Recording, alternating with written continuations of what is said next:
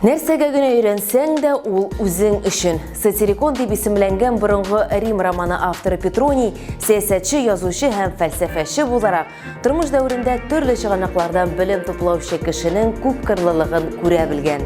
Исәнмесез, бу белем дөньясы һәм бүген без фән турында сүз алып барырбыз. 20дән артык кеше көч сынашкан Лобачевский премиясе кайсы илгә киткән? Астрономия һәм бүтән дөнья мирасы аларны нәрсә берләштерә? Тигезләмәләр, формулалар, теоремалар, фәннәр патшасы математиканы күңелле форматта өйрәнеп буламы? Лобачевский премиясе кабат Америкага китте. Аңа Канада математигы Даниэль Вайс лаек булды. 5 миллион сумга якын акчалата бүләк белән медальне аңа Казан Федераль университетында премьер-министр Алексей Песошин катнашында тапшырдылар. Данлыклы премияга 20дән артык кеше дәгъва кылган Россия һәм чит ил галимнәре, бер Татарстан кешесе дә булды. Иң көчле көрәш финалда 6 эш арасында барган. 17 кешедән торган халыкара жюри бер тавыштан җиңүче дип Канада математигы Даниэль Вайсны атаган. Даниэль Вайс хакинг гипотезасын дәлилли алган галим. Әлеге гипотеза нәрсәсе белән данлыклы? Вайсның ачышы нинди мөмкинлекләр бирә? Ни өчен ул бик математик Лобачевский премиясенә лаек? Гөлназ Мирхалилова репортажында. Даниэль Вайс, Канада математигы, Татарстанга килеп Лобачевский премиясын алды. Аны Казан Федераль университетында премьер-министр Алексей Песошин катнашында тапшырдылар. Даниэль Вайс үзенә зур танылу китергән ачышы өстендә 20 елдан артык эшләгән. Премияны кабул итеп алганнан соң профессор Вайс үз ачышын тәкъдим итте. Аның эше Лобачевский геометриясенең 3 үлчәмле киңлеге, андагы объектларның асылын аңлату белән бәйле. Даниэль Вайс танылган математик Хакинның узак еллар беркемдә дәлилли алмаган гипотезасын исбатлап биргән. Лобачевский геометриясына катнашлы бер проблема бар ия. Ул проблема үткән гасырда 60-нчы елларда бик өлкән, бик югары дәрәҗәле математик Хакин гипотезасы ия. Аның эше яшь математикларга юл күрсәтә. Шушы Лобачевский геометрия өлкәсендә эшләүче кешеләргә юл күрсәтә. Менә бу юл буенча эшләргә була, бу юл перспективасы юк дип. Трехмерный Лобачевскийның пространствосы ул космические исследованияда, астрономияда, югары бездән җирак булган галактикаларны өйрәнү өчен бик әһәмиятле. Лобачевский премиясенә барлыгы 20 кеше дәгъва кылган. Төп көрәш 6 кеше арасында бара. Конкурска гариза бирүчеләр арасында бер Татарстан кешесе дә булган. Набережные Челнының педагогия университетының галиме, аның әйбәт эш, фәннәр кандидаты пока, аның эшләре докторлык дәрәҗәгә килергә була. Ләкин профессор Вайсның эше белән чагыштырырлык түгел. Лобачевский премиясе бөек математикның 100 еллыгы уңаеннан 1895 елда кертелә. Ул вакыттагы акча белән 500 сум булган, 3 елга бер тапкыр бирелгән. Революциядән соң 1918 елда Лобачевский премиясе конфискацияләнә. 1925 елда галимнәр соравы буенча кире кайтаралар. Премияне әлегә барлыгы 24 кеше алган. Соңгы елларда гел чит илгә китә. Безнең ил галимнәре соңгы тапкыр аны советлар чорында алган. Премия дәүләтнеке түгел, КФУ бюджетыннан да бирелми. Спонсорлар арасында физика-математика һәм механика-математика факультетын бетерүче кешеләр бар. Премияның күләме 5 миллион сумга якын. Профессор Вайс бу акчаны нинди максатларда тотасын әлегә белми. Мин бу турыда уйламадым да әле. Премия минем өчен көтелмәгән яңалык булды. Аңа лаек булуымны ишеткәч, шок хәлендә калдым. Даниэль Вайс фәндә үз изен калдыра алды. Математика дөньясы хәзер яңа исемнәр көтә. Алар тагын 2 елдан соң яңгырарга тиеш. Лобачевский премиясе хәзер һәр 2 ел саен бирелә. Астрономия сакланучы объектлар рәтендә ЮНЕСКО экспертлары һәм Татарстан галимнәре Казан университетының астрономия мәктәбе мирасын әнә шулай бәяли. Казанда астрономия һәм дөнья мирасы форумы узды. Югары уку йортының астрономия обсерваториялары бүтін дөнья мирасы буларак ЮНЕСКО исемлегенә эләгергә мөмкин, чөнки алар тарихи һәм мәдәни кыйммәткә ия.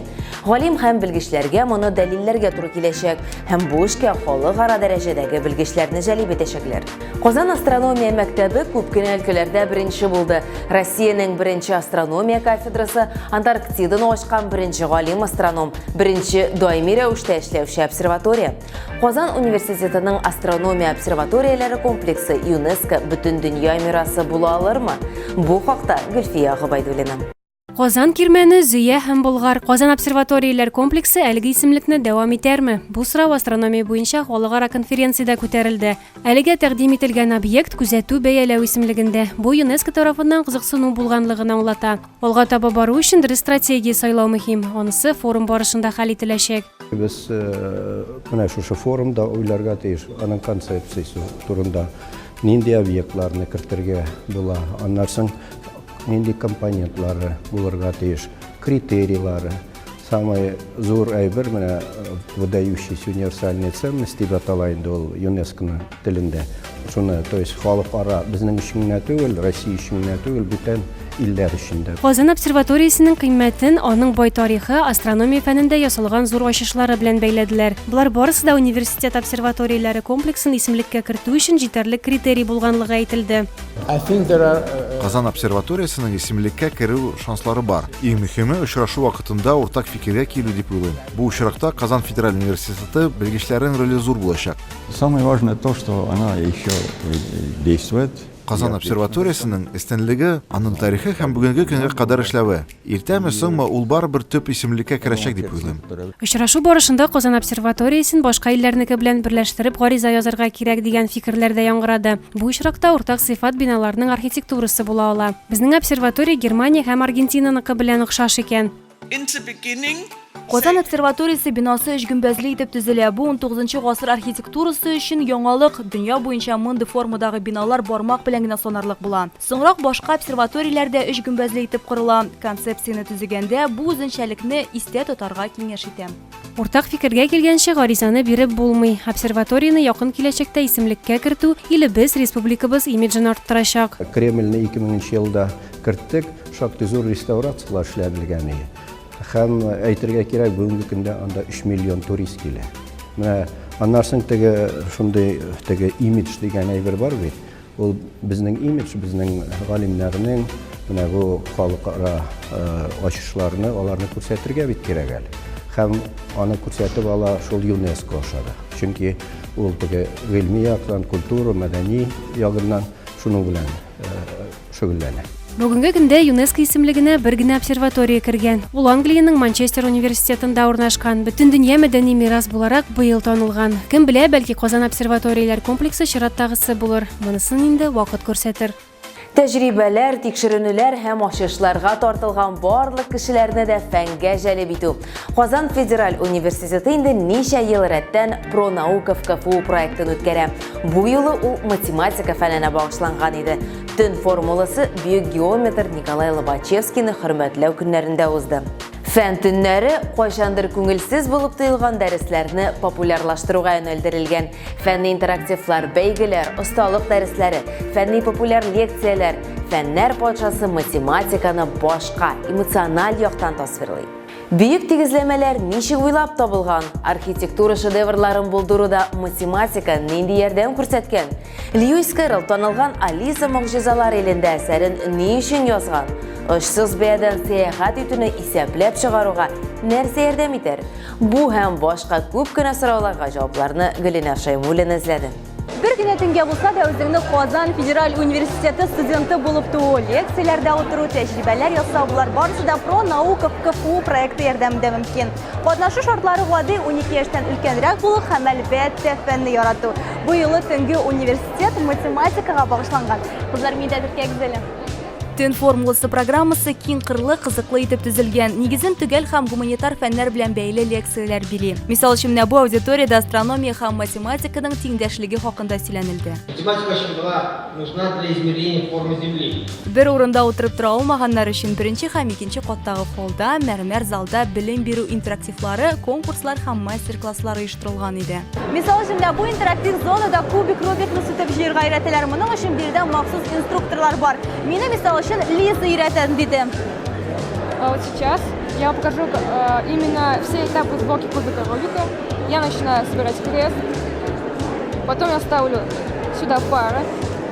Кубик Рубикны вакытка сүтеп җыю спидкубинг дип атала. Бу шөгыль аерым бер спорт төре, дөнья буенча чемпионатлары да үтә. Казанда исә спидкубинг буенча клублар эшләп килә. Елизавета Миронова шуларның берсенә йөри.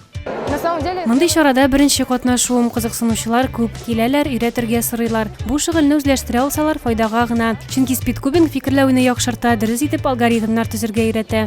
Әмнә бу мәйданчыкта аэрогидромеханика кагыйдәләрен өйрәтәләр. Аларны үзләштерү өчен кызыклы тәҗрибәләр уйлап тапканнар. Әйтик, Архимед законын картезиан водолазы ярдәмендә тикшерәләр. Моның өчен безгә су белән тутырылып бетмәгән шешә кирәк. Аның эченә 2 пипетка салына. Алар водолаз ролен үтәячәк. Шешәне кыссак, пипеткалар аска төшә, җибәрсәк менәчәк. Бу гаҗәп булып тоелырга мөмкин. Тик Архимед законы ярдәмендә җиңел аңлатыла. Симбикә манарасы, Казан гаилә үзәге бинасы 8 аяк. Булар барысы да шикәр камышыннан ясалган экологик чиста пластиктан эшләнелгән. Дөрестрәге 3D принтердан чыгарылган. Авторлары Казанның IT лицей укучылары. Безнең лицейда 3D модельләштерү түгәрәге бар. Әлеге эшнең ничкәлекләрен күрсәтер өчен килдем. Киләчәктә шушы университетка инженер юнәлеше буенча укырга керәсем килә. Төн формуласында катнашучылар математик сәләтләрен роботларны хәрәкәт иттерүдә дә, элеккеге агач счетларда санаганда да, логик биремнәр үтәгәндә дә ача алды. Без конструктивизмга багышланган лекциядә булдык. Бик аңлаешлы. Бирдә төрле яшьтәге кеше үзенә ошаган тема лекцияны сайлап алырга мөмкин. Миңа чараның оештырылуы ошады, бик яхшы каршы алдылар. Кирәк булган аудиторияны табып күрсәттеләр. Яңа гына килдем, әмма бик күп конкурсларны күрергә өлгердем. Берничә сорауга җавап бирдем. Менә шундый бизәкне буй башладым. Төн формуласында һәрчак катнашырга тырышам, әниләрем, сеңелләремне алып барам. Үзем шушы университетта укыйм. Миңа карап, аларның да монда белем аласылары килә. Сездә кызык диләр. Төн формуласы аерым бер фәнгә кызыксыну арттыру усулы. Моннан калау укучыларга һөнәр сайларга да ярдәм итә. Мондый чараның Казан федераль университетында үткәрелүе аерым бер атмосферага ия. Проект дәвамлы булсын иде. Интернет берлекне белем дөньясының нинди яңалыклары шаккаттырган? Традицион рубрикада Нияз Рахман. Сәлем дуслар, бер атна вакыт артта калган һәм без кабаттан очрашабыз. Бу кызыклы тәнәфес рубрикасы һәм иң кызыклы интернет яңалыклары хакында алга таба. Дәресләрдә телдән җавап бирү кимегән. Россия Дәүләт Думасы спикеры орынбасары Ирина Яровая әнә шулай дип саный.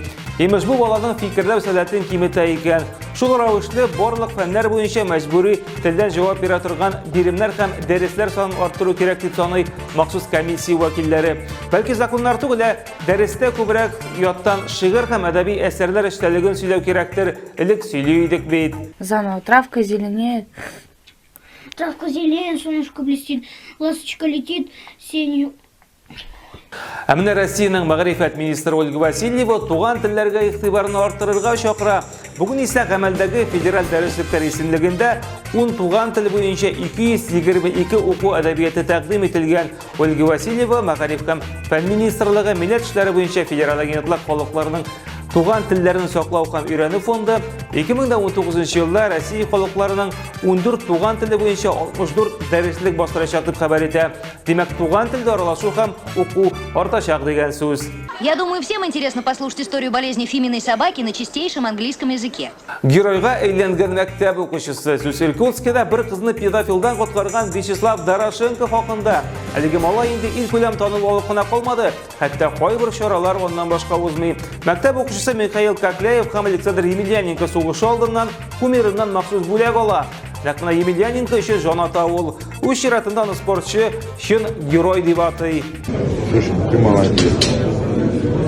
Яхшы гамәлләр эшләүдән курыкмагыз, ул инде интернетка эләксә, сез һичшиксез чын геройга әйләнүегез бар. Иң мөһиме бу язмагыз яхшы гамәлләр хакында булсын. Бүгенгә менә шулар, очрашырбыз.